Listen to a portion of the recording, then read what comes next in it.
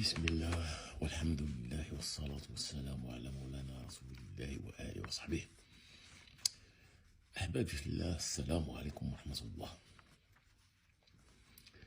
اليوم سوف نشارك ونطلع على هذه الطلاسم العجيبة والتي أسرارها لا تعد ولا تحصى، وسوف نعطي البعض منها.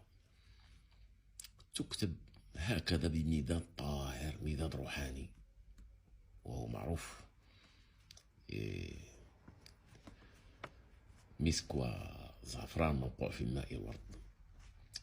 نكتب: ولو أن قرآنا سيرت به الجبال أو قطعت به الأرض أو كلم به الموتى بل لله الأمر جميعا فسيكفيكهم الله وهو السميع العليم ولا حول ولا قوة إلا بالله العلي العظيم. مع هذه الطلاسم بهذه الكيفية، فإذا كتبتها وضربت بها أحد على كتافه كيفما كان، امرأة أو رجل، فإنها محبة قوية. وكذلك إذا لمست بها بضاعة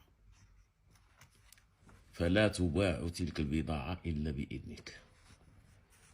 والفائدة الثالثة: فإذا شككت في هذا السر فاضرب به بهيمة على ظهرها تتبعك. والسلام عليكم ورحمة الله.